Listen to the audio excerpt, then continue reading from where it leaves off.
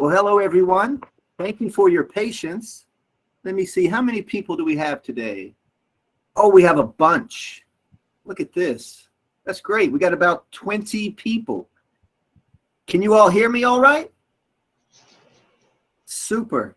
Well, thanks for coming. And once more, thank you for your patience. I was in a different workshop, a little bit confused about it.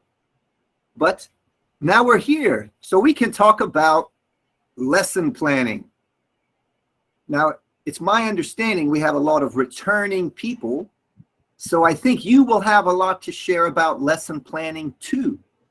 And this won't be all new information, but I'm very eager to try to learn about what you think of lesson planning. You know, in this way, I hope I can be more helpful and provide something interesting for you guys. So let me see. I'm going to share a little PPT about me. Let me see where I put it. Present. Tab. Let me see. Lesson planning. I think this is it. No, that's not really it. All right, we'll try again.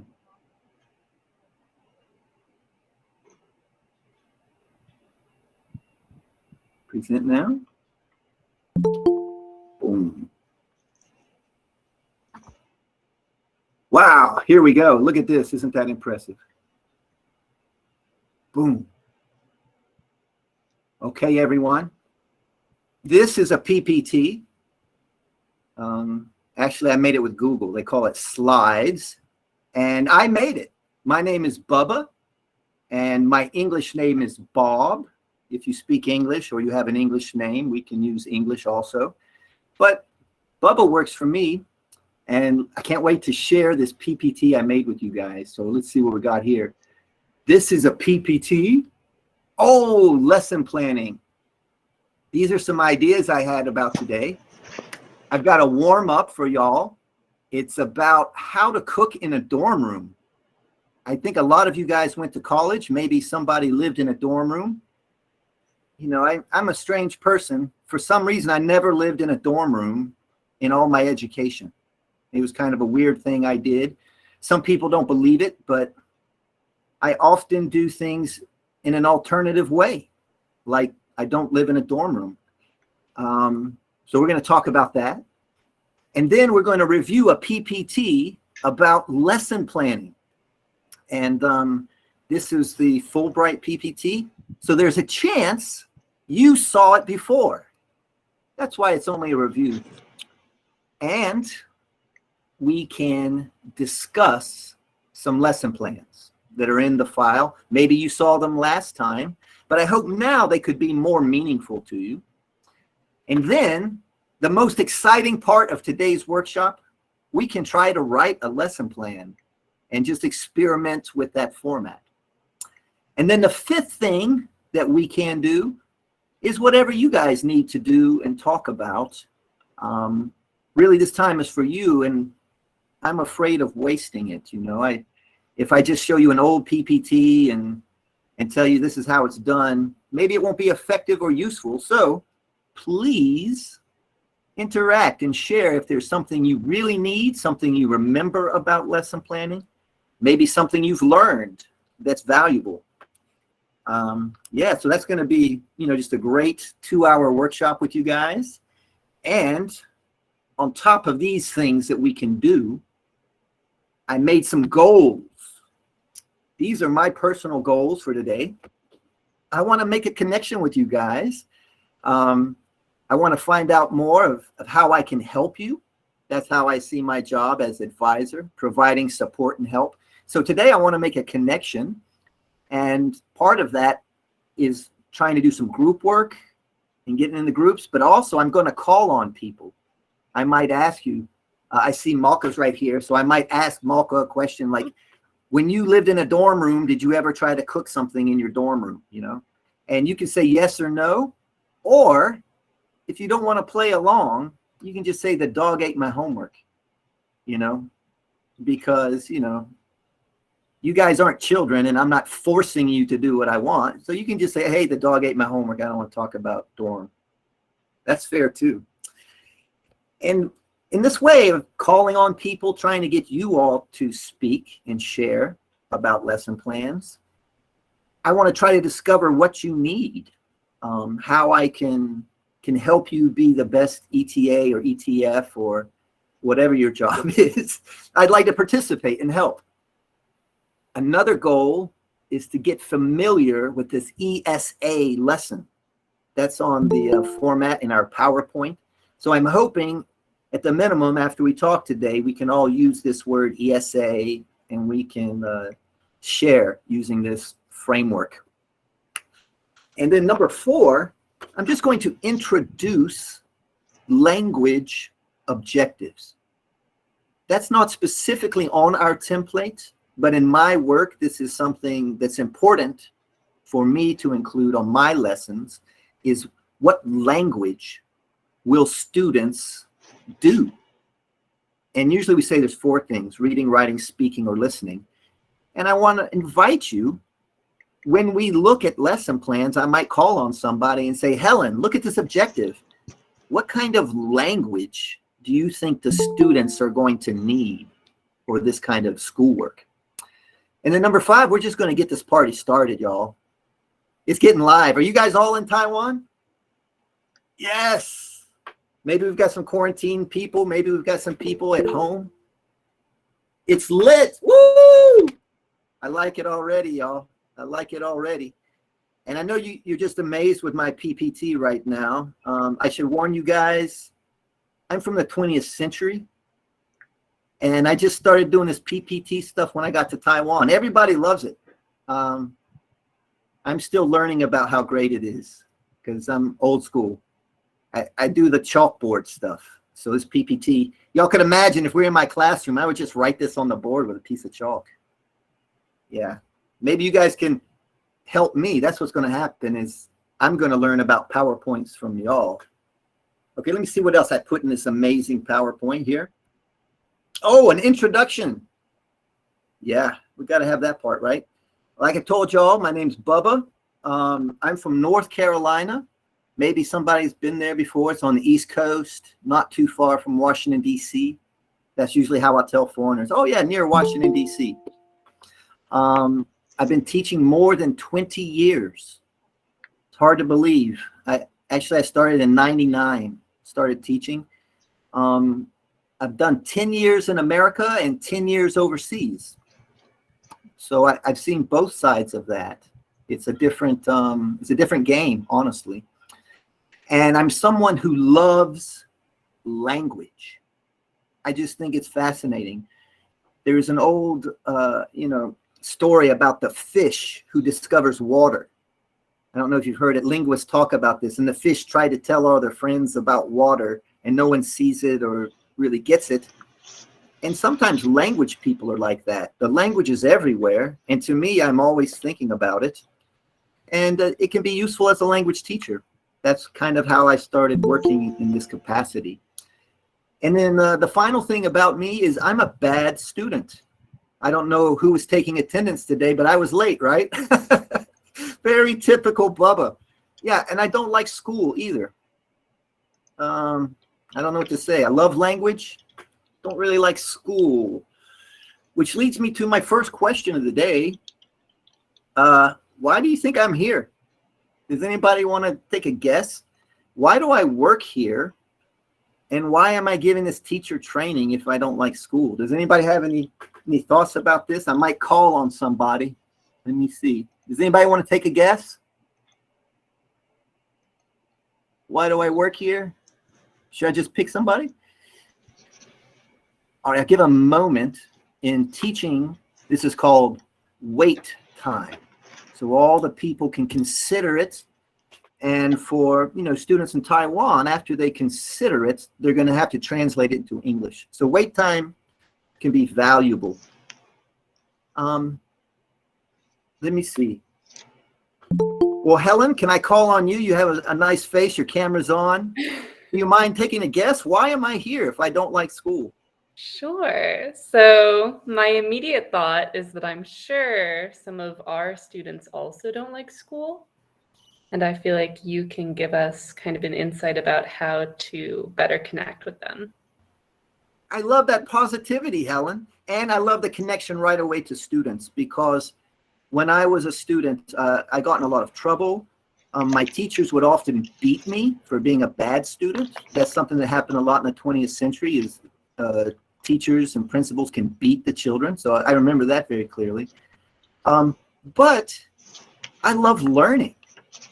I'm so excited about learning and watching people learn and helping them learn. And I hope today you guys can learn something. I don't want to waste your time. And for me, that's very exciting. So in my personal history, I completed my education to please my parents. And then I started learning for real. I felt like school had wasted my time teaching me things I don't have an interest in, things I won't apply. And so I started to learn without it. And I started to find teachers who could help me learn things. And in my personal journey, I've learned a lot about music. I'm a musician. I also have learned a lot about Chinese martial arts, which I didn't know until I tried to learn and I met people who knew it and who could talk about how to learn. And actually, that's part of my personal journey. I kept traveling to China and I realized that if I just got a job in China, I could stay as long as I wanted. So I started teaching in China a long time ago. So yeah, that's why I'm here, is because I like learning. And I'm going to invite you all to maybe compare and contrast. What is the difference between teaching and learning? And, to give you an example that there is a great difference. If I spend a lot of time in school and then later I meet my friends for dinner, I might talk like a teacher. And you know what my friends say? Hey, you're mansplaining to me right now. And I'm like, oh, am I? Excuse me. So isn't that funny how I could be mansplaining at 5 o'clock, but at 10 in the morning, I'm the boss and it's okay to mansplain everything to the little kids. So yeah, and I like what Helen said about connecting with the students, because that's true. I usually do have strong relationships with bad students. And the longer you spend teaching, you start to notice, or it's been my experience, that a lot of time and effort is spent on bad students and not the good students. That might be something you discover, that you spend more time working with the kids who don't want to do anything. And the kids who do everything right, boom, they just, they're autopilot. And the other reason I mention this, and I want to share this about me, is because, well, that's enough. I don't want to be a downer. I like learning. I love helping people learn. And I'm excited to share that with you guys, how to be, well, I just want to say, I told you I'd do everything different. I never lived in a dorm. Also, when I was in college, I never drank a beer. Some people think you cannot go to college and not drink a beer, but I did it. And just to show how I'm a little bit different, when I left school, I told them I'll never come back. However, I did. And that's because they were hiring. And so around 99, I got a job at a school because I needed money. And later I went to graduate school and got licenses and things. And I always tease them, yeah, I just do it for the money. You got to work somewhere, right? You got to work in a kitchen. You got to work somewhere in modern times. And so that's why I just started to work in schools. And in 99, I was a substitute teacher. I spent a lot of time subbing, which means I feel like I've taught about everything. I did a year of that in Southern California. We got any Californians here? That's where I started teaching. I was also a substitute in New York City. I spent a year in New York. And that's something about teaching. You guys have come to Taiwan, but you can do it anywhere, actually. And so I worked my way up. Last semester, I was a college professor. So I worked my way up from a substitute teacher to a college professor because they were hiring, and I tried to do the job. But that's a lot different than some other professionals you may meet. You might meet some nice professionals who were good students, enjoyed schoolwork. They always did their homework. And then later they just became teachers, but that wasn't my path. All right. Is that enough of my PPT? There might be one more slide. You guys aren't going to believe how long it took me to make this PPT. I was up all night procrastinating. Let me see. The next slide is, boom, warm-up activity. The warm-up activity, guys. And it's all about living in a dorm room. So I didn't live in a dorm room before I came here. And now I feel like I am in a dorm room. I know you guys think I'm in the Appalachian Mountains back home, but really I'm in a tall building with a little room. And I don't have a kitchen or a laundry. So I often go out to the laundromat and then I buy takeout like this. I had some takeout lunch today. But it must be possible to cook here. And I've heard about dorm room cooking and dorm room hacks and what have you. So I thought today we would have a quick warm-up activity thinking about cooking in a dorm room. Is it possible? And, you know, I'm thinking of the American classic movie from the 20th century, The Blues Brothers. And Elwood cooks a grilled cheese sandwich on his iron. So I have an iron. Maybe you guys know something I can cook on my iron. I also have a coffee pot. But just, you can imagine anything that might be in a dorm room. Or maybe I could run out to Target and buy this, you know, and then cook some food in my dorm room. Okay? This might sound kind of weird, but I told you guys I'm a little bit different. And I'm very interested in this idea of cooking in a dorm room. So I'm going to make some breakout rooms. Maybe you guys can introduce yourselves. Maybe you already know each other from last year. And just share some ideas. Maybe you cooked something. Maybe you had a roommate who always annoyed you by cooking something, you know, like you want a cup of coffee, he's got ramen noodles in there, and you like, I got the worst roommate. You can share that. And since this is 2022, hey, you can Google it if you want, right? Google knows everything. So does anybody have a question about our discussion about how to cook something in a dorm room? Well, I'm going to make these breakout rooms. I hope I have the power and authority to do a breakout room here. Yes, it looks like I have the power. No, I don't have the power. Okay. I'm now going to request that whoever is the host would give me the authority to make breakout groups. Or I need a co-teacher, somebody who's got that power, who can collaborate with me and do breakout groups. What do you think? Oh, no, I still can't do it. Okay, let me see. There's about 20 people in our group. Is there anybody who is not an ETA, some kind of, I don't know, a coordinator or moderator, somebody who can assist?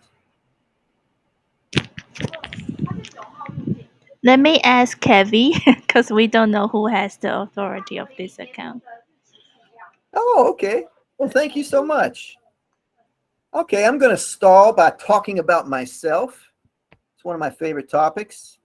I'm a new advisor, but I had it as a part-time job in the past. Is there anyone here and we've met before in the past? Nobody met me before? Well, that's cool. Actually, you know, you'll probably just forgot if you met me. That's okay. Happens all the time. So I just signed up for this, but last year I was doing it part-time. Oh, I think I'm in the South, but I live in Kaohsiung. I'm in the South, but I look forward to meeting you guys all over. Previously, I was in the North. I was in Taipei, and my region was New Taipei City. I had about 10 ETAs up there. And let's see, I came to Taiwan in 19 before the pandemic. I kind of dig it here. It suits me. I lived in other countries. I lived in South America. I taught around the US. And I want to say I've taught a lot of different things. I'm a yoga teacher. So when I was in grad school, I was working at the YMCA teaching yoga classes. And sometimes I like to contrast that because, you know, a real teacher who works in a classroom thinks yoga is not really teaching, but 98% of my time was giving instruction. Like we were always doing yoga. At the YMCA, I had a little training. I had to do CPR training and a little stuff, but most of my time was in the classroom. Oh, is that Kevy? Hey, Kevy. I can divide into group for you. Thank you so much. Can we just have groups for like 5 minutes and we're going to share 5 people or 5 rooms? 5 minutes. How many people? Yeah, 5 rooms is good. We got 30 people. That should be great. Thank you so much, Kevy. Okay. Okay. You guys Sorry. all know Kevy, right? You're all Yeah. returning. He's the answer man. Yeah. So sorry again. 5 rooms, right? Okay.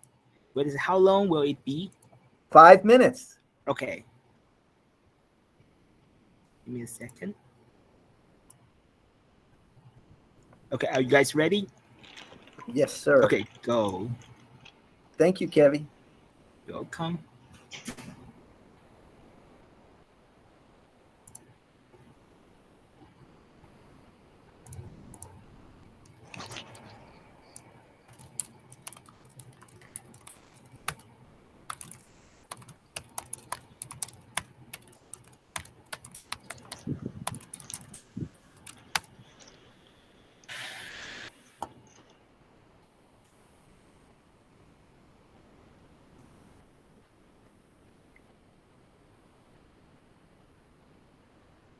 Back. Okay, we have about 30 people again. I hope the groups worked out. I couldn't really check on them. But now I will ask for a volunteer, and I can see some faces, so I might pick a name. But would somebody please share something that they heard, or maybe if you're the only one in your group who wants to talk, then you can also just say what you remember about how can we cook in a dorm room, or something I can make. Do I have a volunteer?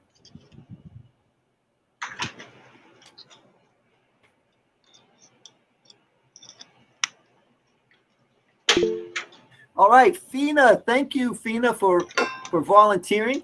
Would you please share what you heard in your discussion? Yeah, so we weren't sure like what appliances one might have available. So if you had appliances in your dorm room, such as a rice cooker and an air fryer, you could make a stir fry by just putting whatever you want in the air fryer. All that is required are 2 outlets. Oh, I guess you need water for the rice, but I feel like some dorm rooms that could work. That could work out. A rice cooker. I love rice cookers. Me too. I haven't tried the air fryer. Is that what you call it? An air fryer? But this is something I could probably go to Target and get, right? You know? Or, yeah, they're not expensive. 18, get my parents to buy it for me. And then rice, and then whatever I want to put with the rice. I dig it. How long was that going to take, you think? I mean, rice cookers like 8 or 9 minutes, 10 minutes. Yeah, I guess maybe the air fryer would take longer if it's that fast of a rice cooker. Air fry, if you want to do vegetables, it could be like 20 minutes. 20 minutes. Yeah. I dig it. With maybe a little bit of prep, you know, cleaning the vegetables or what have you. Yeah. Come back to the dorm room, maybe 20 minutes of making stuff, and I could sit and eat and watch Netflix or something. I love it. Did I say your name right? Fina? Yeah, that's correct. Excellent. Is that short for a longer name? No, that's it. That's the whole name. I love it. It's Thank great you. to meet you, Fina. Do you know where you're going to be on the island? Yeah. Or where are you now? I'm in New Taipei. New Taipei. I've been there. I dig it. Well, thank you so much for sharing, Fina. I really I like your suggestions. No problem. Can I get another example? Does somebody else have an idea of how I can cook something in a dorm room? I can talk. Oh, yes, please do. There were a couple ideas floated in our group. One was about dishwasher salmon. Salmon? Which you might not have a dishwasher, obviously, if you don't have a kitchen. But using the idea of like you can wrap fish up in tinfoil and like, well, how to check on the tinfoil move in your electric kettle. But do like steamed vegetables in an electric kettle. And I also remembered this old YouTuber that I thought was really cool. I'll post it in the chat. Her name's Miss Yeah. She's a Chinese YouTuber who used to like make full meals using only office supplies. Wow. So I'd never tried any of her stuff, but she was really cool, and you can use a lot of inspo from her. So Well, thank you. Thank Sure. you. Sure. I really like that suggestion. And Malka, did I say your name right? Yeah, actually, really correctly. Yeah. Well, thank you so much for sharing. I appreciate it. Sure. Thanks. Okay, I Bubba. think we got time for one more. Does somebody else have an idea about something I could cook in a dorm room? No? Okay. Well, I really enjoyed these ideas. And I want to tell you the reason I chose this as a kind of warm-up is because I think lesson planning is similar to writing a recipe. And that's another job I've had. I've had many kinds of jobs other than teaching. I've worked in kitchens. And I think that's interesting because, you know, like my first job was at Taco Bell. And they would have long procedures and everything of just how to cook. And so you just follow that. But I also like to think about cooking with no recipe. And I was living in China in 2006. And I invited somebody to come for lunch. And he said, "What are you going to cook?" And I said, "I don't know. I'm just going to see what's there." And he was so surprised that I could just make up a recipe. Like, "Oh, well, we got these mushrooms look okay. And, you know, I got some tomatoes and some tofu." And for my friend, he was shocked that I did not have the recipe first. Like, he wanted to see the recipe and then decide if he wanted to eat lunch with me. And when I told him I was just going to make it up, he was surprised I could do that I could cook lunch without a recipe. And so just to tease him a little further, I was like, "Well, you know, we're in China, and I bought all this food here. It's Chinese food, and I cooked it. Is this Chinese food?" He said, "No, this is not Chinese food. This is something you just made up."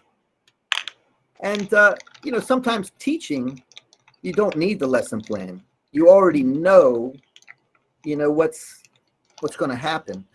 Or it doesn't matter because you only have these ingredients and we have to cook in the dishwasher. That's all we got. So teaching is often that way. And I wanted to use this to suggest we have to know who is using the lesson plan and what are their expectations of a lesson plan.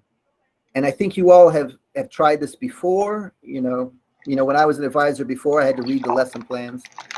And so that's going to be like a guiding question. You know, why do we have this lesson plan?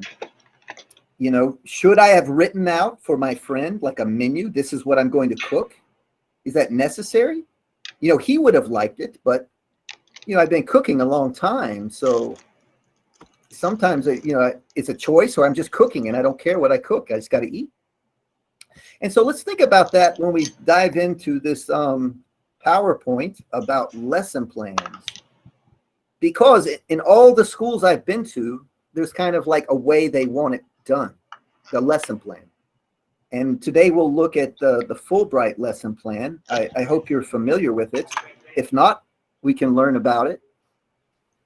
But that lesson plan is going to be, you know, for me or another advisor to see what you're talking about, and maybe for your co-teachers. You know, that might be a different kind of lesson planning.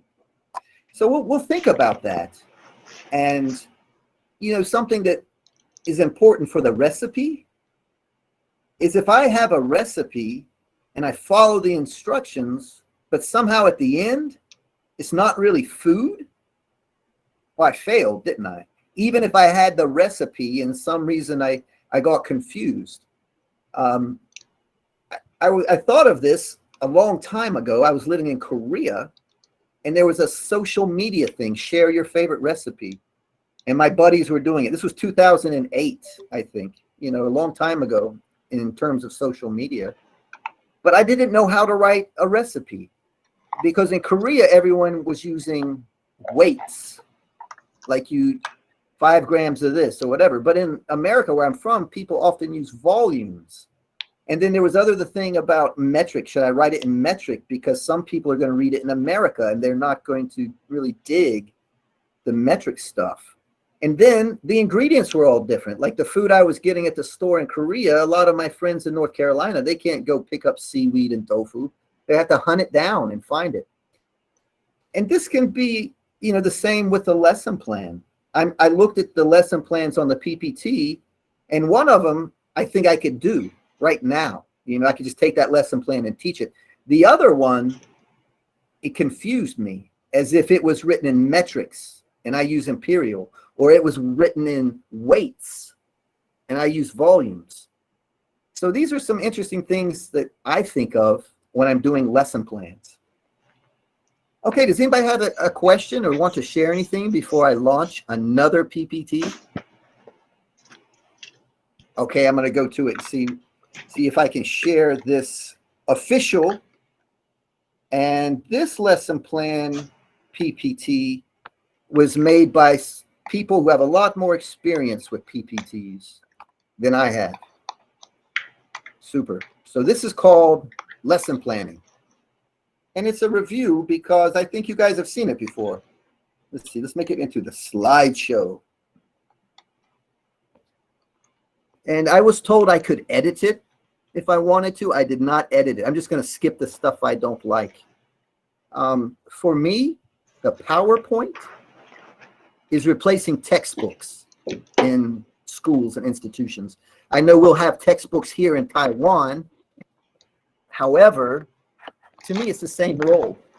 Having a PPT that I talk about, or having a textbook, I think in the old days, in the 20th century, it's just everyone open up your textbook.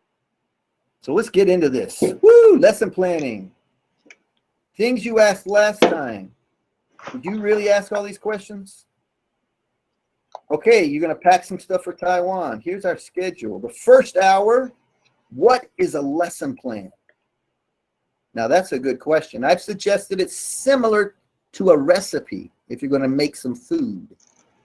And I really like this analogy because if nobody eats the food, it's a bad recipe, right? So even if we have a lesson plan and nobody learns anything, maybe it's not a good lesson plan.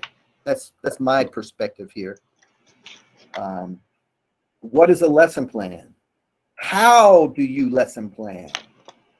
And since I didn't write this PPT, I don't know what that question means. Is it like, how do you lesson plan, or how should one lesson plan? It's not clear, and I don't know the answer. Okay, what else we got in here?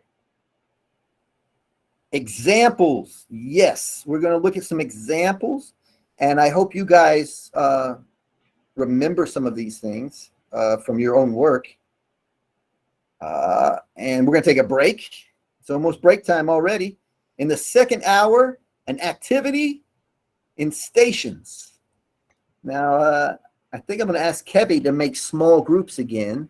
And our main activity is for you guys to draft out a lesson plan, write out some stuff. And it can be a bad lesson plan. That's no problem. But we'll just practice it a little bit anyway, even if we don't do it well. And then we'll share our activity. Woo! What is a lesson plan? Look at this. Okay, I love it. It's a game plan. Now, that's a very effective way to think about it also. And you should have a plan going in and then be open to changing your plan. So it's a game plan. What else is it? Oh, why? Look at that. To keep order in the classroom. I love it because it's totally teacher-centered. It's all about the teacher. I got to control these people. That's similar to, I don't know what that is. It doesn't remind me of learning. I told you guys I love learning. Maybe that's why I didn't like being in school. And when they couldn't control me, they got out the paddle and they beat me with a stick. So yeah, keep order. And if the lesson plan doesn't work, use a stick. No, I'm teasing. actually, I had a number of principals point this out. They would get tired of teachers who just send the bad kids to the office. And the principal said, you know, these discipline issues are because your teaching is no good. And he would always throw it back on the teachers and ask the teachers to have good lessons that would keep the kids busy. So that the idea is if you have meaningful work, you have less disruption. Meaningful work, lesson planned, to make sure the objectives are met. That sounds better. That sounds more like learning. If the objective is students thinking and learning and discovering, that can be good. But also, I think for the school, and I guess for me, I'm the boss, right? I want to know if you're teaching the right stuff. Are the kids learning the objectives everyone agreed on? Kind of funny, huh? To stay on track in the long run and make sure both teachers have an understanding. Okay. Does anybody have a favorite reason here? We got 4 reasons. Anybody want to choose one as their favorite reason? Well, I'll go first. I think make sure both teachers have an understanding of what's happening. I think that's the real purpose here. The other 3, they sound like guesses. To stay on track in the long run, I don't like that because for me, my own personal long run was when I got away from teachers who had their own objectives and their own plans, and I continued to learn. So I don't believe in that one. For me, it's the communication value. If we have a lesson plan that's talking about our work, we share it with other people we work with. So you guys can share a lesson plan with me, and then I observe you, and then I can work with you. So I think that's the most important one here. Oh, Kevy's back. Great.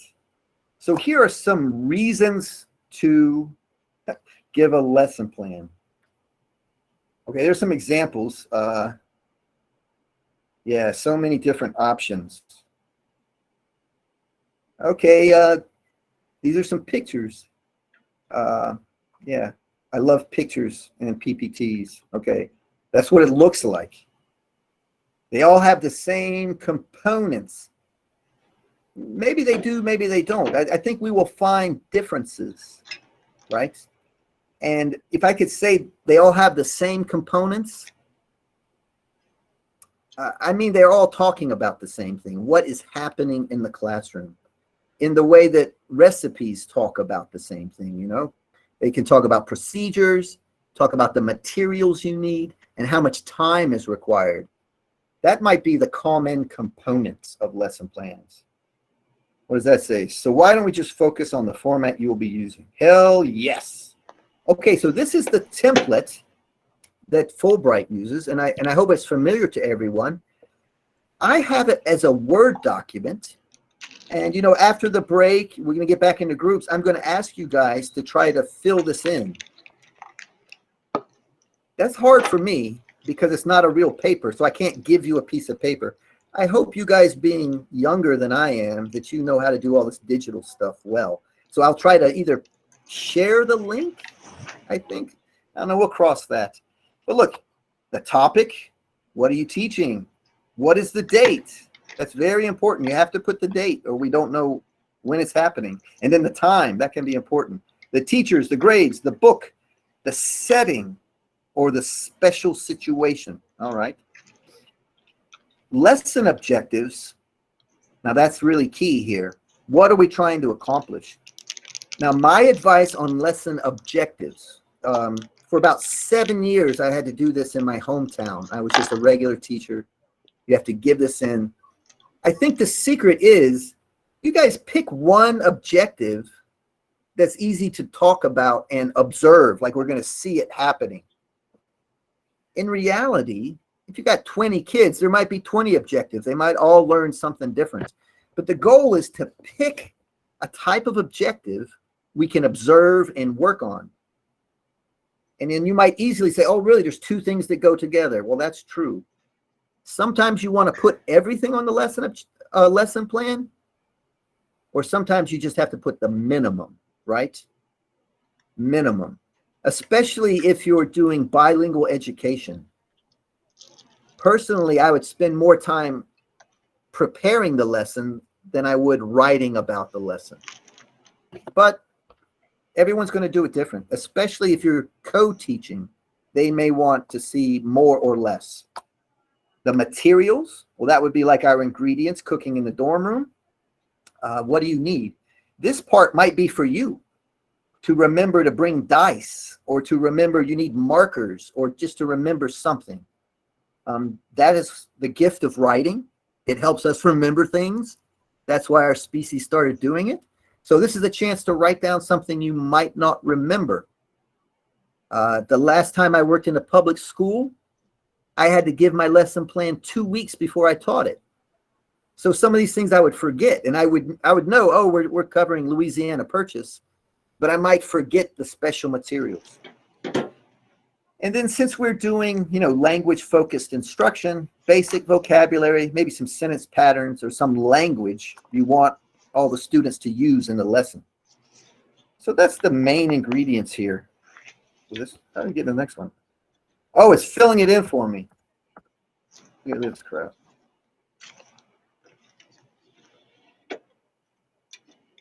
All right. I did go through this PowerPoint, but I don't know all these features. It just filled in the blanks. That is a very useful acronym. I hope you guys have seen it before. Maybe you used it, the SWBAT. Students will be able to. That's nice. So the way they've highlighted here, we've got the context to help us understand who the students are, the goals, what are the students going to do, and what we need, and the target language. So that's kind of the minimum stuff we're going to put on the lesson plan. We'll look at 2 lesson plans, and one of them has more writing on it than the other one. So you'll see you can write as much about it as you want. But how much of it is for you to remember later? How much of it is for you to communicate with other people, like your co-teachers, administrators, or the advisor who's helping? That's the main framework. What is for you and what is for other people to understand what you are doing. Fantastic stuff. Okay, we're creeping up on the break time. Let me see how far I can get before our break. Part 2. All right, now this part I like. I like it a little better. I think it's more useful. It's the procedure. Warm up, it's nice. Some people like to skip the warm up. The warm up has a definite purpose.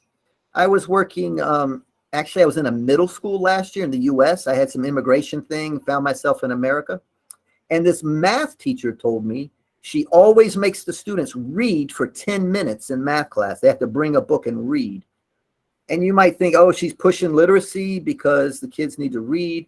But she said it really changes their brain. It shifts their gears out of whatever was happening in the last class, or if they've come in from lunch or PE.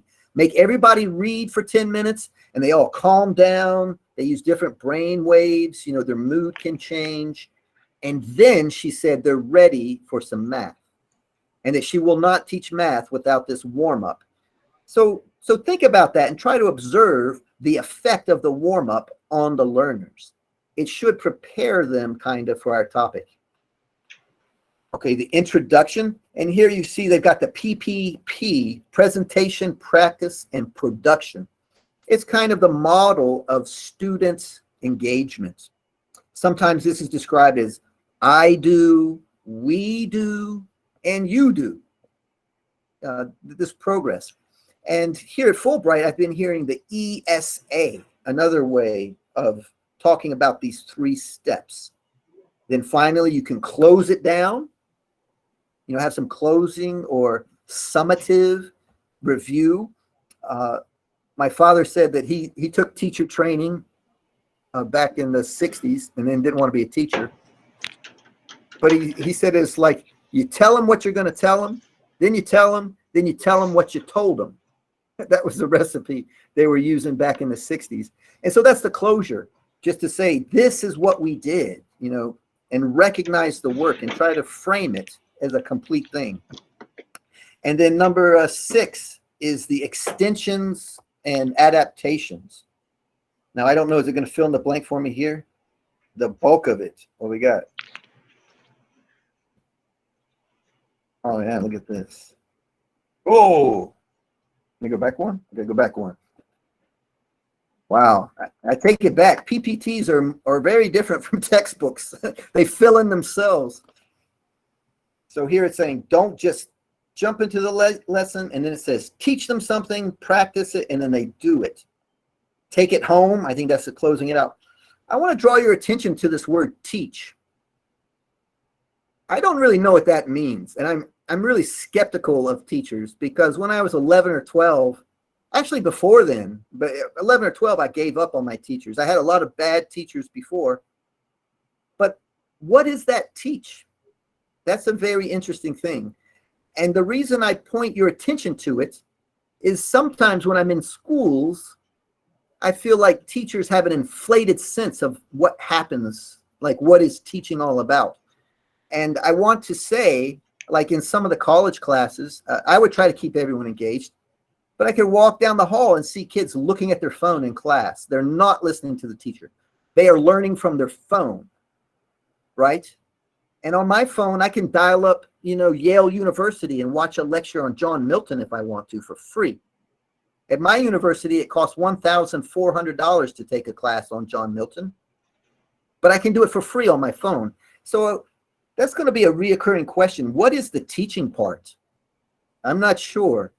And we're language teachers.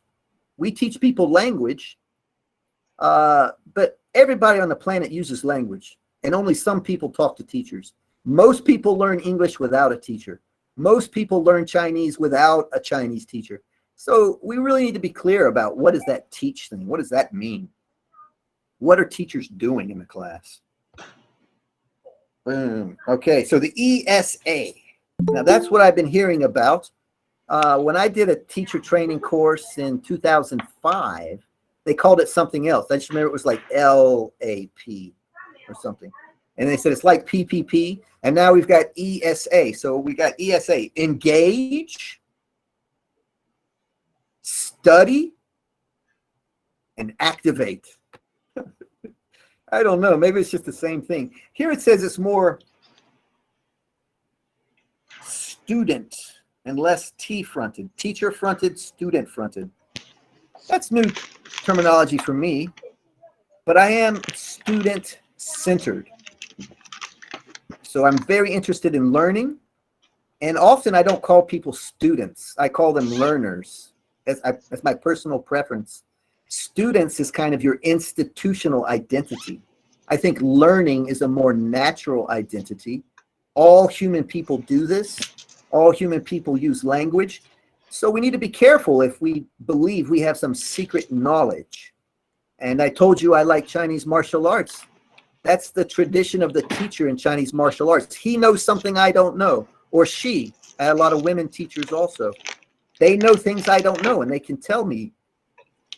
I'm not really going to learn Chinese swordmanship without a teacher, but I can learn to speak Chinese without a teacher.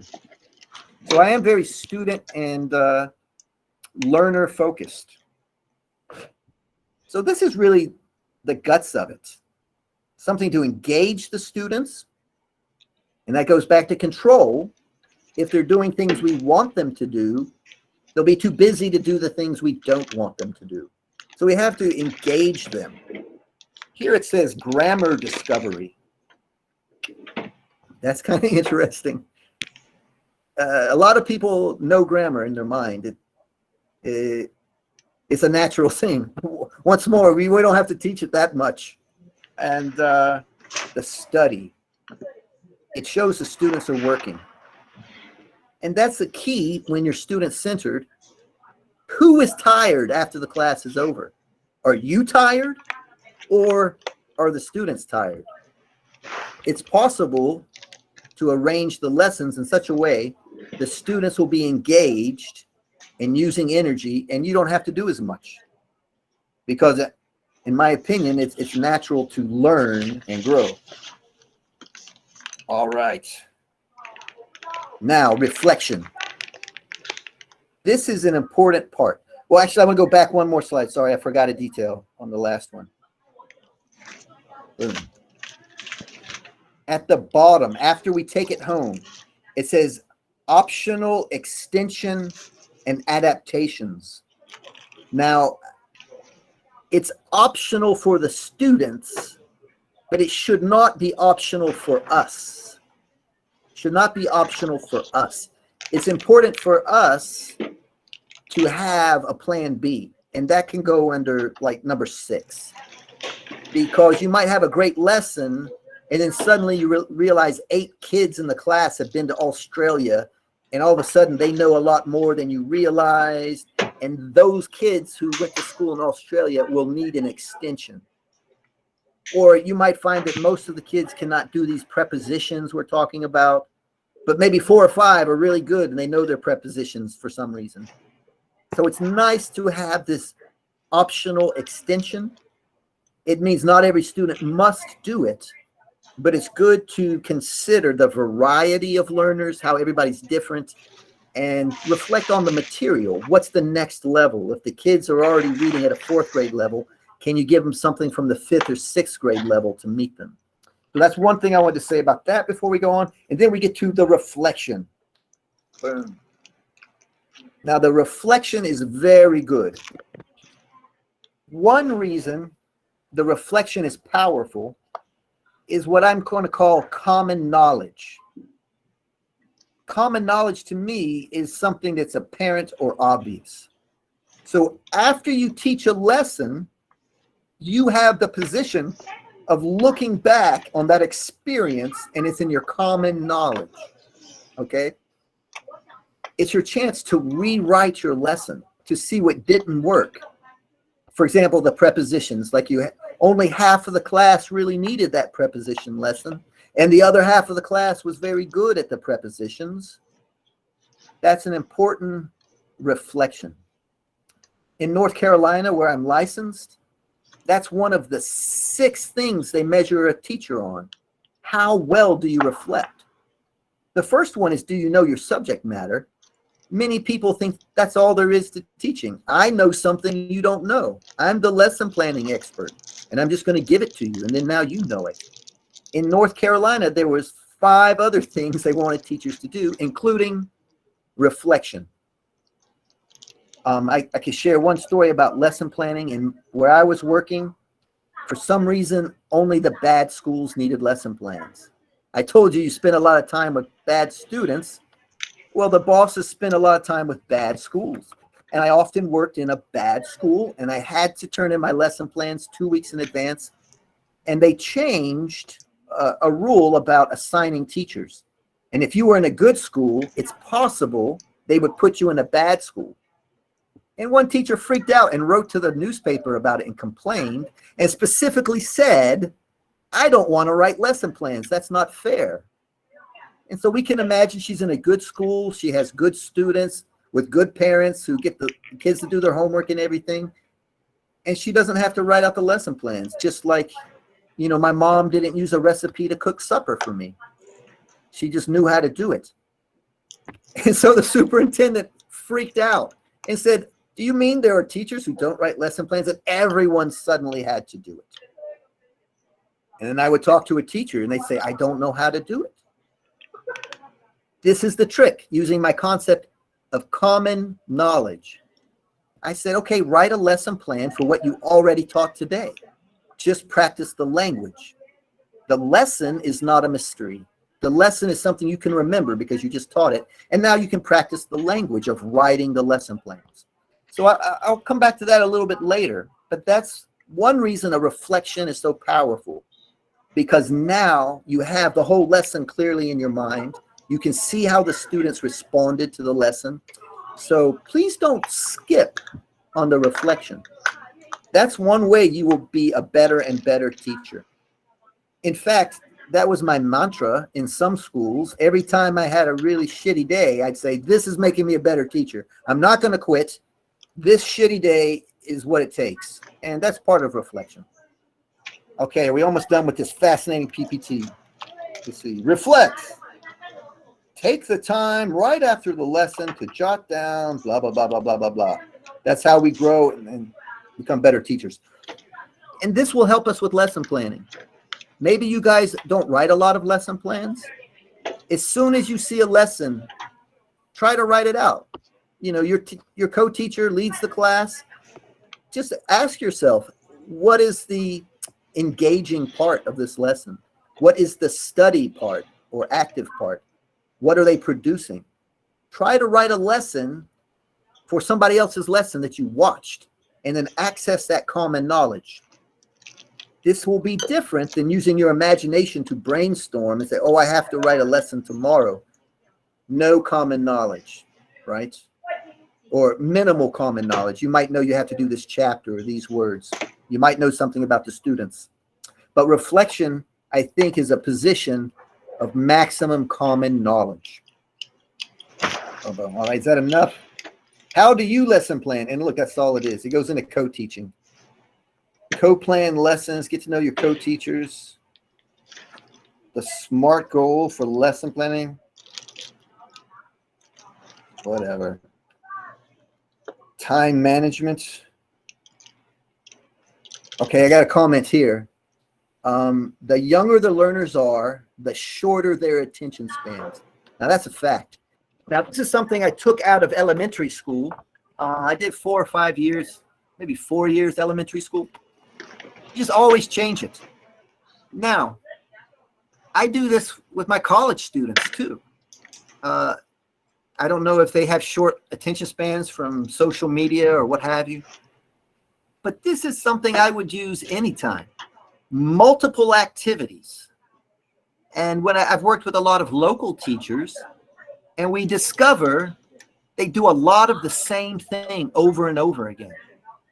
You know, just hours of the week are the same thing.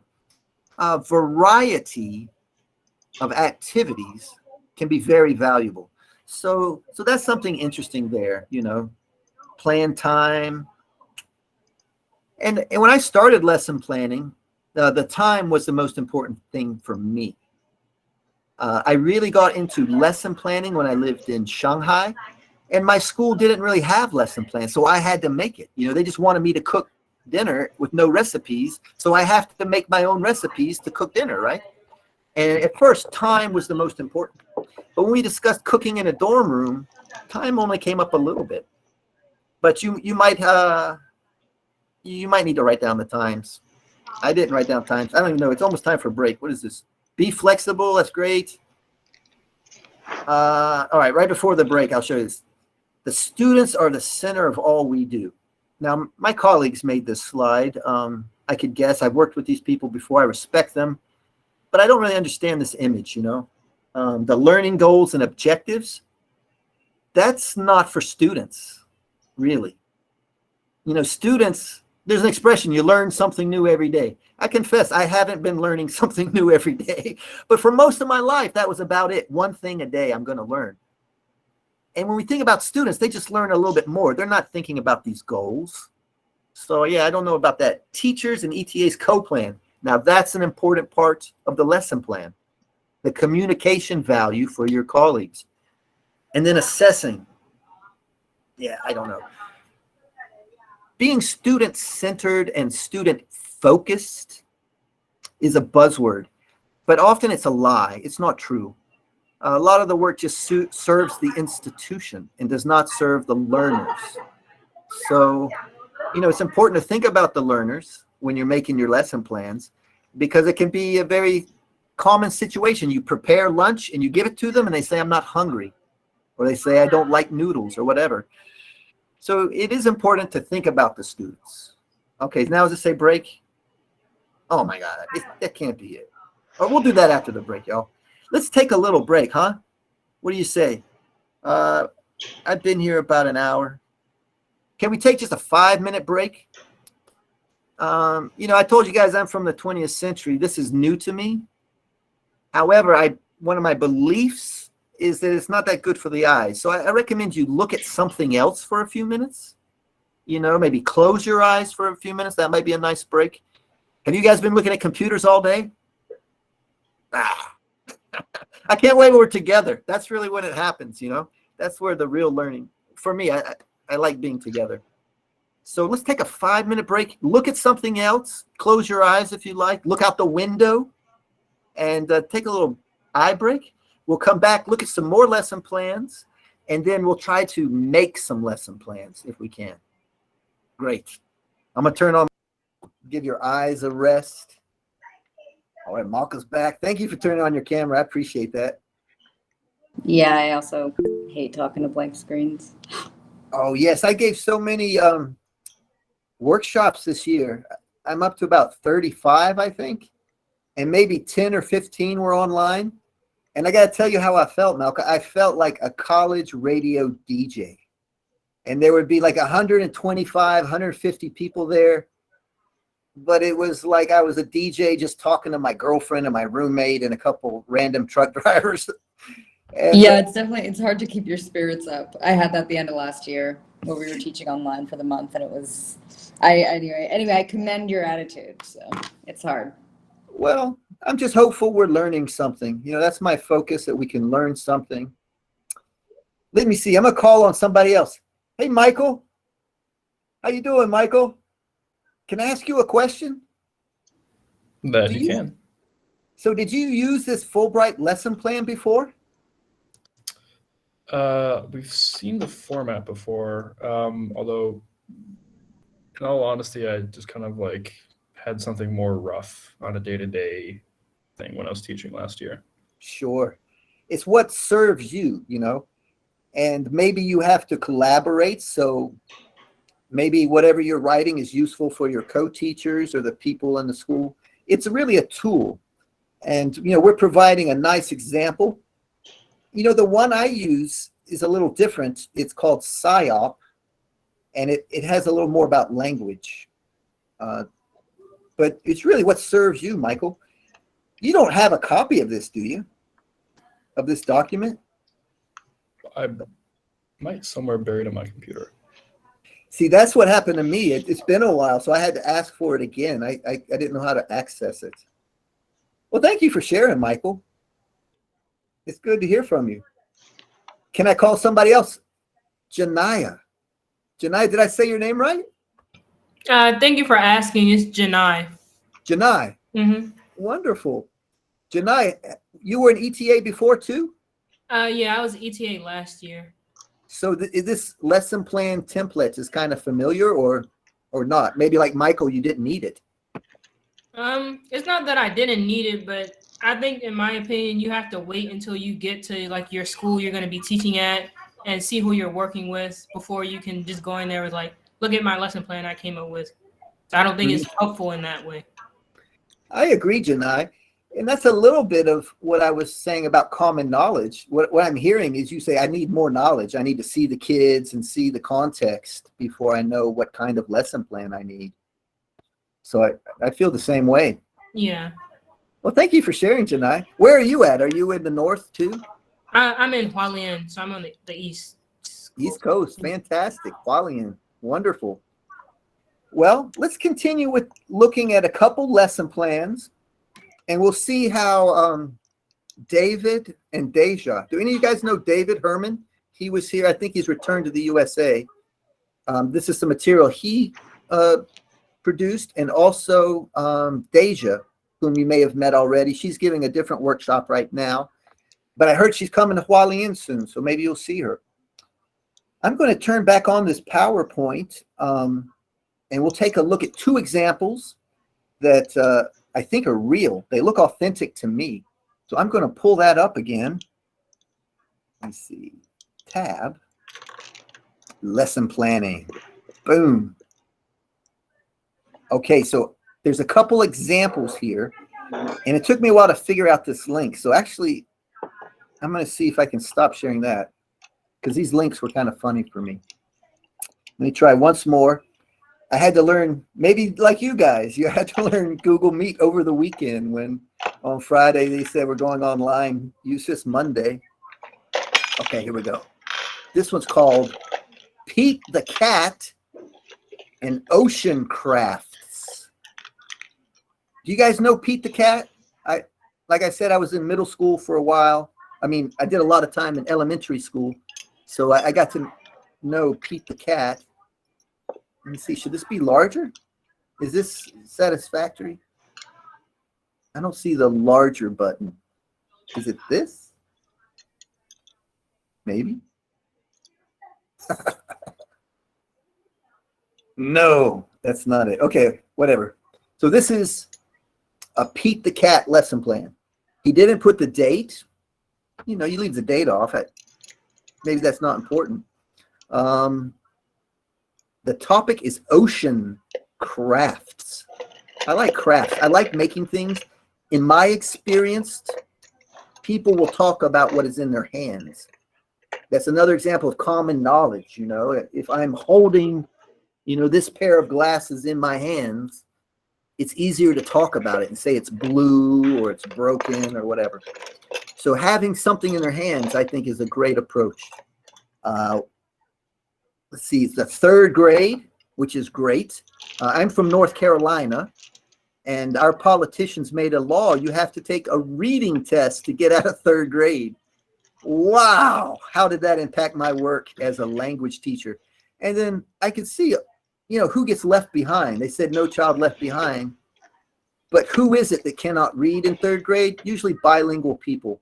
That was my experience. The bilingual people didn't have a lot of literacy skills. Even though they had abundant speaking skills, it was slow for reading. So third grade here, Pete the Cat, students will be able to create their own scuba mask. So we're going to make a mask. I think they're going to use like a paper plate or something like this and then turn it into a mask for kids. I love that kind of stuff. And it's very engaging, right? The students are occupied, maybe not getting in trouble because they're doing something. Students will be able to say the names of sea creatures. We assume in English, the English lesson, we're going to teach them the English words. And students will be able to answer questions about Pete the Cat. All right, I think I might choose another volunteer here. Somebody who wants to talk to me. Aubrey, do you feel like talking? Yeah, sure. What do you need? We have 3 objectives here. What kind of language do you think the students are going to need for these objectives? You create. They're going. Mhm. Yeah. So they're gonna have to know basic instruction language. So do this, cut this, use this. And be familiar with the terms, so what tools they'll be using. And then if they're going to know the names of the sea creatures, they'll also have to learn what those names are. Yep. And then answer some questions. That's probably so speaking. basic who, what, where, how, wow, or why. Yep. And so in my own background of the PSYOP lesson, which has language objectives, I would say we have 2 speaking objectives where we want students to speak some English, either identifying an animal or maybe saying what happened in the story, like a retell, if we ask about the story. Yeah, so speaking. And it's third grade, so, you know, speaking is great. I'm a fan of speaking. It's foundational for writing, in my opinion and approach. And then I will remind you, we got 9 billion people on the planet. Everyone is speaking and listening. There's some, some exceptional people who cannot use their ears or something. They communicate differently. But this is a natural thing that people do. Even people who do not go to school speak and say the names of animals. All right, we got some vocabulary we have to teach them. So there's only 6 or 7. I don't like teaching a lot of vocabulary. I think our guidelines here say just 6 or 7. But sometimes in a class, you give them 9 words to memorize, and they use it once on Friday on the test. And so that's like 9 words. They use each one once. You get a different outcome if you teach them 3 words and ask them to use it 3 times. You will get a very different outcome, I think, particularly if you ask them, 2 months later. So not too many vocabulary words, just a little bit of stuff. And then we've got some procedures here. What's going on with the procedures? Boom. Very solid. If you guys know David, you probably recognize he's a very solid guy. He's got the warm-up. We've got an introduction or the presentation where he's introducing some ideas about the scuba. He's got a PPT he wants to, we might say, front load or prepare. Sometimes this is called signposting, where you tell them what's coming up ahead and you prepare them. Ask them if they've been diving, blah, blah, blah. Ask the students, engaging, eliciting stuff from the kids. And then we've got an activity here. I think first they make this stuff, right? Oh, no, first we do the story. And then they got the questions here. Now, I have a lot of questions. I've got some blank questions. If you guys are doing this work, I can give you a nice list of questions for any kind of story. So he's got some very classic ones. And then they go into making, this scuba masks, right? And I like this approach here because we're focusing on some work and then we take a brain break. And they can use different parts of their mind to accomplish the scuba mask. And then he goes back to reading and tries to tie it all together. So they've got some like arts and crafts part of their brain they're using, maybe social language. They're making stuff together in groups and we have to share scissors or share the glue. And then they got this other language part of their brain that they're really focusing on how to read this Pete the Cat story in English. So this is a nice approach. And I mentioned before, I've seen some classes where it's always the same thing every day. There's less engagement. It gets dry, I think. And some of the students feel that way. And then here he's got the material. He's got some extension. And I said, that's optional for the kids. You might not need it. You might not have time. But in my work, I always like to have more material than we can cover. I don't want any dead time at all. I like to have everybody busy and doing something. So this is a pretty good Pete the Cat lesson. And what gets me is he says he can do that in 35 minutes, which I think is amazing. Amazing. If all that happens in 35 minutes, holy smokes. But it's possible, right? It's possible. And I think I could go teach this. I think I could gather those materials, get the book. I think he included a YouTube video. So maybe they can watch the video of Pete the Cat and read along. I think I could do a lot of that. All right, let's take a look at one more. Can I just click it? All right. So here's one more lesson plan we can look at. The topic is Where's Kitty? There's the date and the time. Deja's doing this one. I think a lot of you guys might have met Deja. This is a 7th grade lesson. And, I mentioned before, compared to Dave's, and Michael said he had a rough one. Maybe Dave's would look rough to Deja. I feel like Deja included a lot more information. Maybe she wanted that information for herself to remember everything, keep it straight in her mind. That's why I write stuff down. I can't remember everything anymore. Or maybe she needs to collaborate with the co-teacher and kind of really spell it out what's going to happen in this lesson. But, in the past, I put the minimum.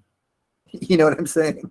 It's just like it's like paperwork or a worksheet sometimes. If you already know what you're going to cook, sometimes it seems like extra effort to write it all down before you cook it.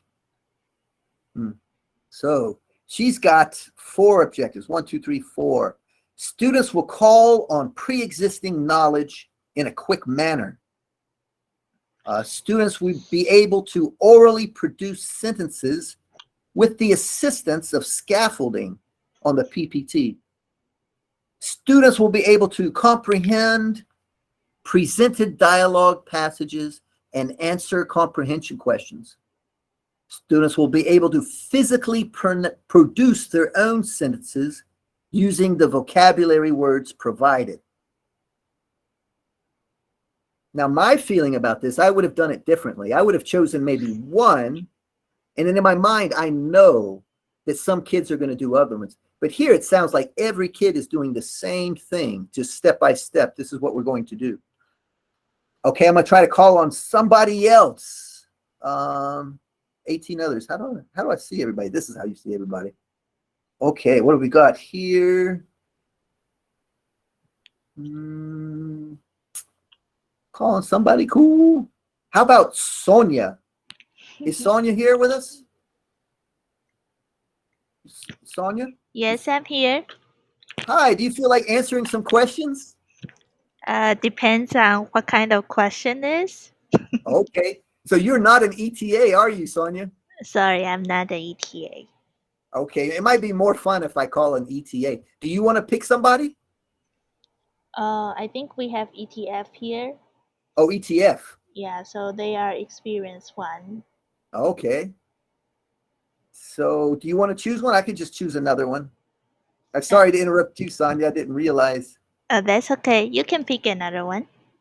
Okay, how about Ruben? Is Ruben an ETF? Yes. Hello. Hi, Ruben. Do you feel like talking a little bit? Sure. So we've got these 4 objectives, but I told you I'm very interested in language. Would you take a look at these 4 objectives and imagine what kind of language is it? Are they writing? Are they reading? What do you think it is? I think this is more speaking. When it says physically produce their own sentences. So she wants them to produce their own sentences based on words learned before. So this is like, to me, a speaking practice exercise. Yes, I agree too. Speaking. And I told you that's foundational. There's also been a lot of suggestions that in Taiwan, students do not speak very often, that they might write and read more often than they speak. So this could be very helpful and useful to our students. I think the one that Ruben mentioned, and orally produced sentences, that sounds like speaking too. And in my style of lesson planning, I would always have it clearly say speaking, reading, writing. And tell me what you think, Ruben. Physically produce, I almost thought they had little pieces of paper that they could like manipulate or words. That is a very helpful approach. The manipulatives, having little pieces of language that they can change with their hands, that might be one way. Later it says sentence slips, but I don't know. When I write them, I like to say they are speaking, they are reading. And my advisor wanted all 4 in a lesson. They wanted the students to try reading English, writing English, speaking English, and listening to English. But I can say in the USA, I never taught listening. It wasn't important for my students. They could listen to English anywhere outside the classroom. Here, they may have less exposure to English other than their English class. We don't know. Well, thank you for playing along, Ruben. I like your background photo. Where's that Airstream at? Is that a real Airstream? Sorry. You mean the background? Yeah, I'm looking at your image. It seems like you're in a garden, maybe. Oh, sorry. No, it's like one of the images on Google Meet. Yeah. Oh, it's just my favorite image, so I just use it all the time. It looks good. Hey, thank you. So where are you, Ruben? What part of the island are you in? I'm in Southern Hualien this year. Southern Hualien, excellent. In a small township called Yuli. Wow. You know, a friend of mine I was invited to a party in Hualien next week. There's a big festival going on the 15th and 16th. Did you hear about it? I haven't, but I'm sure that the Hualien ETFs in this call would know about it. For example, maybe like Helen would know about it. Did you hear about that, Helen? It's a big party next week. I told him I would come to Hualien, but now I'm on the fence. I might tell him I have to wait. I'll go if you're going. Oh, Well, I'll see if I can find more information about that and share it with you guys. yeah, that would be nice. All right. Well, thank you for sharing, Ruben. I appreciate it. So let's finish taking a peek at this one. Okay, objectives. She's got 4 objectives and then a lot of vocabulary. Now, see, that's nice, really. But it's possible it's too much.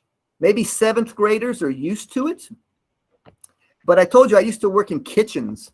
In America, you know, all the portions are based on market values. Doesn't have anything to do with how much you can eat. And me and my father, we often, if we go to dinner, we'll cut it in half, right? So sometimes with our lesson plans, it's that way. We should plan on teaching as much as we can, but we have to be student focused and say, can a student really learn all this? Is it going to be useful? I don't know. I didn't see this lesson in reality, but some of it seems ambitious to me.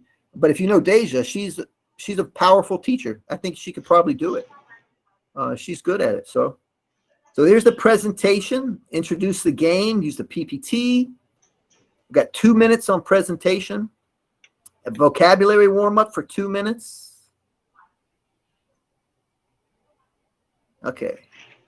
Produce for 5 minutes. Oh my goodness.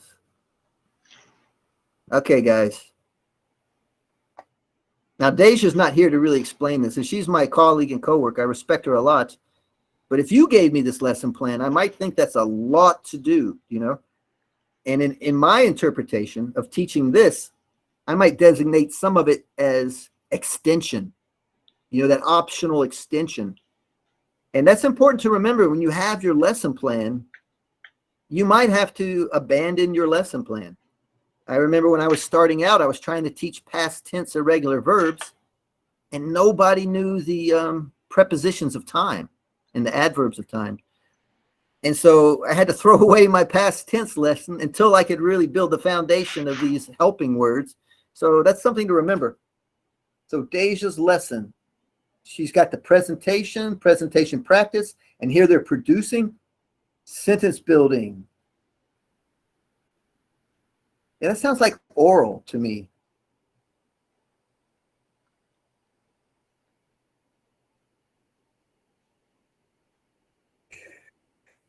Reading practice. Wow, I don't know. I got to share with you guys, I feel critical. However, Deja's not here to explain it. And that's something else. You know, Michael said he might have a rough lesson plan. And if I come to co-teach, he might have to explain some of it to me. But this could be the other example. There's a lot of details and information here, and yet I'm missing some common knowledge. I don't think I could go through 10 vocabulary words in 8 minutes. I'm kind of a slow talker.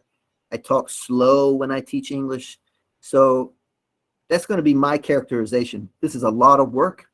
However, it would be comfortable to teach. You don't want to run out, right? And so maybe she's got a lot here. She can see how they're responding. Either they're going to eat it up or she's going to reflect and say, oh, I'm going to go back and teach some of this again. Okay, I don't know if that was really helpful or not, looking at these lesson plans. However, I want to challenge you guys to try to make a lesson plan. Now, I was a teacher for about 10 years before I went to grad school and get a license to teach. I've got about 5 licenses in America to teach stuff. And I remember when I got to grad school, we had to write a lesson plan. And I asked the teacher, I was like, well, who are the students? And she said, you can decide. And I was like, well, how many? She was like, you can decide. I was like, I've got 12 intermediate English students, you know, just like that. So once I knew it was a fake lesson plan, it was easy to write. You know, a fake recipe, cooking in the dorm. Yeah, my dorm has a dishwasher. I'm cooking fish in the dishwasher in my dorm. It doesn't matter. So let's have that attitude of trying to write a lesson plan now. I'm not that good at Google Meet. Can I just put a document in the chat box? Will that work? I'm not sure how to share this document with you guys, the lesson plan document.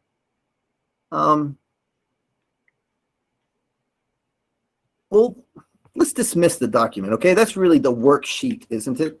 And a lot of teachers complain about worksheets, students complain about worksheets. And, you know, in my experience, anytime you can cheat, there's no learning happening at all, right? So a worksheet, you just copy off your friend on the bus, it's done, you don't learn anything. I won't give you this paper. If you have one in your laptop, you can use it with your group, that's great.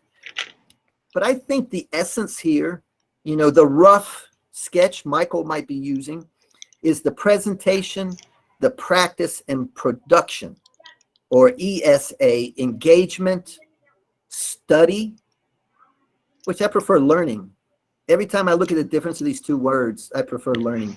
The part where they're learning something and their brains are thinking, and then the production, okay? Now, this PPT, it has a couple pages of a textbook. I'll put up a page if you want to use this textbook as material for a lesson. Or we can use common knowledge, okay, and just write a lesson plan for what I did. Now, I'm like Michael. I didn't write it down. I looked at the PPT, and then I made my own PPT, and I'm just like cooking lunch, you know, with stale bread here. But I made lunch, right? Can you imagine the lesson plan, you know, for the ESA or PPP, I do, we do, you do, and reflect on what I've been talking about? Can you write a lesson plan? That's sort of my background. I spent years and years as a substitute. Today I'm teaching band. Tomorrow I'm teaching gym. I'm teaching English. I'm teaching algebra. I taught everything for a day, you know. And to me, there's really a commonality between what the teacher does, what happens in the room, and what the students do, whatever you're teaching. So you can try to write a lesson plan about today. What did you see? What did you do? And turn it into this Fulbright style thing. I still feel limited by using this computer. Like, I wish I could just give everybody a paper, you know, and crayons. That's the way I usually work. Let me see if I can drop it in the chat box. Does that work? I think it's got to be a Google document, doesn't it? Can I put a Google document in there? See, I have the ETA lesson plan. I just don't know how to share it, to be honest. What is that? Join. Well, I don't know. I feel at a loss, but I really want you guys to try this lesson planning. I'm going to ask Kevy to make groups for 10 minutes. I'm going to put a page from a textbook that's in the PPT. If you want to take this textbook and say, that's what I'm teaching, and you guys, you know, this was supposed to be a 2-hour workshop, but you can write a lesson plan for 35 minutes, you know, and I'm not the kind of teacher that counts off. So I hope you feel free. Before I change the screen back to the lesson planning thing, does anybody have any questions or about being in groups and making a lesson plan for today? Nobody's got any questions? Let me see what we got here. Break? All right, we already took a break. Let's try it. Let's make some lesson plans. Now, see, we're not in the same room. This would be so cool if we were all together. I think I would feel like people were learning if we were all together. Just for me, being teacher-centered and wanting to feel the learning. But we're not all together. So, boom. Look at this. Let's see, we got 2 pages. And see, I don't know how this was supposed to be shared. I think if this was in a real room, we were going to have the books. So here, I'm going to leave this one up. If you guys want to try to make a lesson, and we'll try 10 minutes of making some kind of lesson, either about I had a great summer vacation or my workshop today. What would a lesson plan look like for this? And I have to tell you, in my training, I was told to always write lesson plans for workshops. However, I don't think many people are doing it. When we meet in person, I'm going to bring you guys some good stuff. It won't be PPTs. It'll be teaching stuff and learning stuff. All right, I'm going to see if Kevin. All right, I see that message from Janai. Super. Hey, Kevin, are you still here? Kevy? No? I'm the fake Kevy. Okay. I'll help him do the breakout rooms. Thank you. And can we do it for just 10 minutes or 9 minutes, please? Okay, I'll do. How about just 10 minutes and in 4 groups? Yes. Okay. All right. So either this lesson or an English lesson.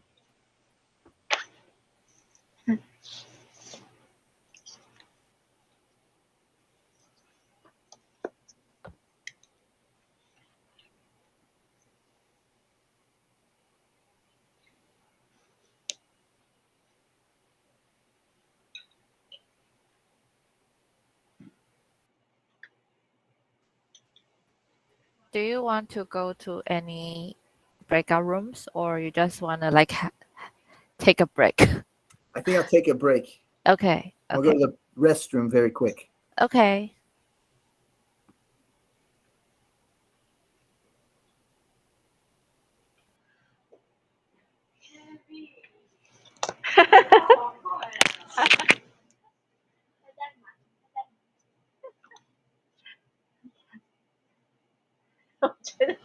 ETF 很可怜，他应该不知道他干嘛。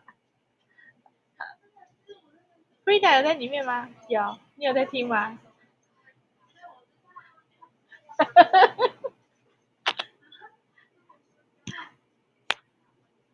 而且他还想把那个 Word 拉到 Chat 里面分享。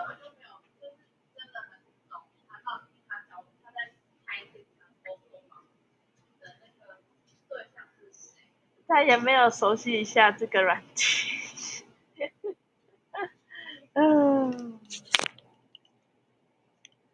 我之前还很想听他，因为他常被大学邀去做那个 Steam 的，我还想听他讲 Steam 主题，我有点后悔，可是不知道是。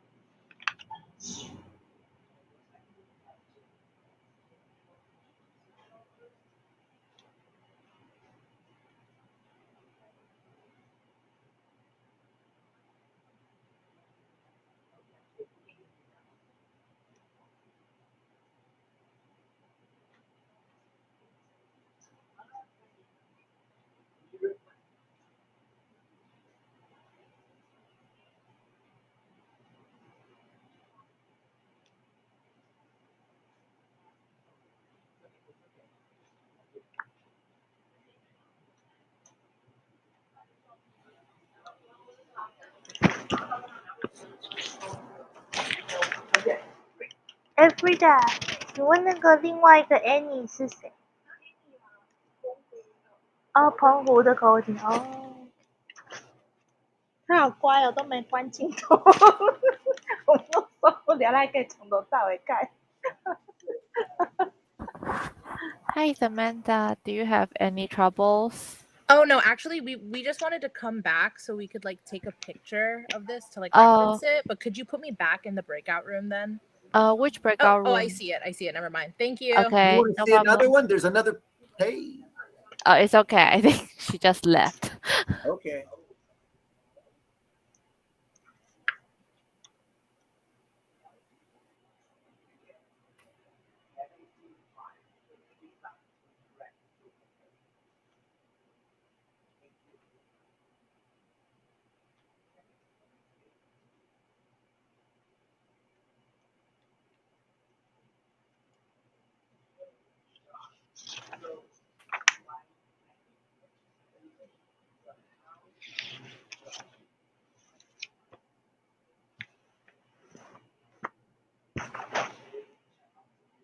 New format for me. I want to thank everybody for your patience and doing the best you can online. I can share this document. I don't really know how. If you need this lesson plan, yeah, thank you, Samantha. It helped me learn something. See, I was like learning. Oh, they can't see this. But I could share the Fulbright lesson plan somehow. I've had your email or something. I got a Word document and a Google document. And I assume it'll be available to everyone, or maybe like Michael, it's somewhere on your computer. Or that's like me too. I just couldn't find it. Someone emailed it to me again. Do I have a new volunteer who wants to share a little bit about the lesson planning that you did in your groups? Anybody want to share? I'm going to look for names. I'm going to find a great name. I can go. Oh, thank you for volunteering. I appreciate that. Yeah, for sure. So we talked about essentially like a lesson plan based off of like, I think essentially summer vacation, but some of us had like old lesson plans from teaching, I think like after school or something. So we definitely talked about like having kind of pre-teaching the vocabulary, just to get students primed on it, like ask them like, oh, what are like, maybe do a little bit of pronunciation, but mainly focusing on like, what are the things they do, surf the internet, play video games, something like that. And then maybe do an activity where they like have to sit in a circle, like the windfall game. They have to sit in a circle and like one person will ask like, oh, who plays blah, blah, blah after school? And then whoever does will stand up. They have to switch out places. And I think a lot of us I think we're just like kind of jotting down like the key ideas, making sure we have the date, making sure we have those things, but like definitely like we might not write out full sentences, just write like a bullet points of like what we're doing, and then for the reflection, definitely write a sentence saying like what didn't work, and then of course just observing and taking informal notes. Super. Thank you for sharing, Michael. So we got two Michaels. Fantastic. I'll go by Mike.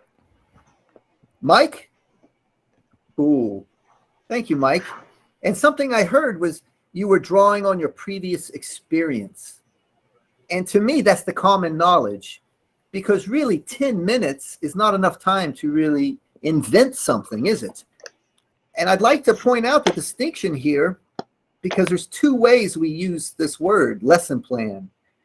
One is a piece of language. It's a document with writing. And we use that piece of language to communicate with our coworkers, the co-teacher, or maybe an advisor, or even your friend. You could send it to them and say, hey, I've got to do this summer vacation thing. And then, like Mike said, he might have this idea. And I liked your idea about who can do this and the students stand up. Something that's very valuable there. They're practicing listening, and they don't have to worry much about pronunciation or spelling or other language activities. That's one language objective. Students are listening to some English, and then they can stand up and sit down. I really like that approach. I think it's a great warm-up. It's not going to make them too tired from how do you spell, swimming pool. They can just stand up. Thank you a lot for sharing that, Mike. That sounds great. And I want to emphasize, he was drawing on prior knowledge. So, 10 minutes is not enough time for really lesson planning. For me, I'm lesson planning right until I teach. I can't really stop lesson planning. 5 minutes before class, I'm thinking about it, thinking about seating, thinking about different details. So some of it's just going to be in your head when you're planning.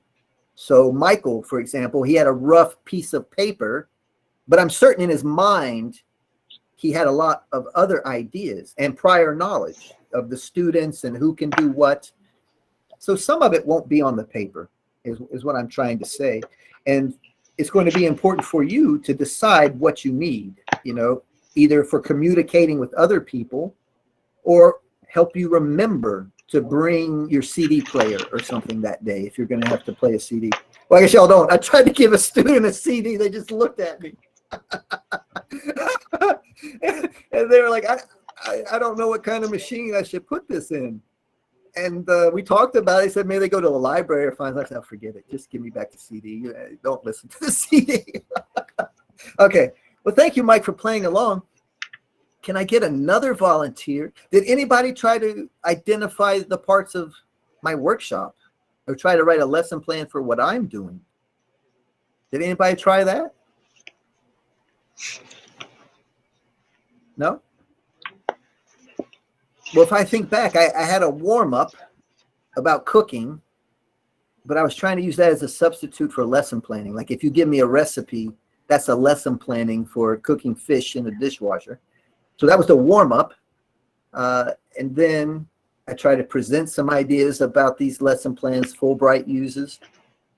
I tried to, go through it together to see what are the parts, what parts have to do with language.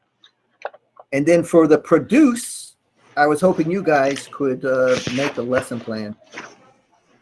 This is weird for me. If we were in person, I might have given you more materials to help you write the lesson plan. And in this format, I'm still uncertain of how to share the textbook or documents. Well, we've got about 10 minutes more. Does anybody want to share about the lesson plan they did in their group? Or you can help me just learn a little bit about doing this. What was the major problems? I learned from Samantha that she couldn't see that page I was sharing. Does anybody else want to share just about, what happened in your group? It was too much. There were too many people, not enough time. Does anybody have feedback about just asking you guys to produce? I'll share. This is Janai. But in my group, we were like having a hard, or at least I was having a hard time, like trying to think about what is it we're gonna teach, like how we're gonna teach, because we were having mainly trouble like identifying like objectives, like what are the students gonna be able to do after we teach them, or like what words are they gonna use, like what grammar are they gonna learn, like so I think it's, at least for me, I can't really come up with stuff that fast. I need like more time to figure out what activities I'm gonna do or what materials I'm gonna need. So me too. I feel the same way, Janaya. And it reminds me of what you shared before, that you want to see the students and see the context and get more information that I would call common knowledge, that we know there's 25 kids and we know the class is after lunch. That's different. All the classes before lunch are different from after lunch. So these are important details. And so I feel the same way. For the imagination part, I need a lot more than 10 minutes, honestly. But if I already know what I'm teaching, I think I could probably type it up in less than 10 minutes to give to my boss, if that's the purpose of the lesson plan. And, I was working in a high school where we had to give it 2 weeks before. And ostensibly, the bosses would say, you're not teaching the right things, which I never felt like that was the feedback I was getting. I got a lot of strange feedback. But so I appreciate you sharing, because I agree. The planning or preparation part, I need more time. And as Janaya suggested, I need information about the students and the context, right? But I think you did a good job. I mean, if you're considering what is the objectives and what will happen to the students after I teach them something, you're on the right track. And don't worry about being slow. My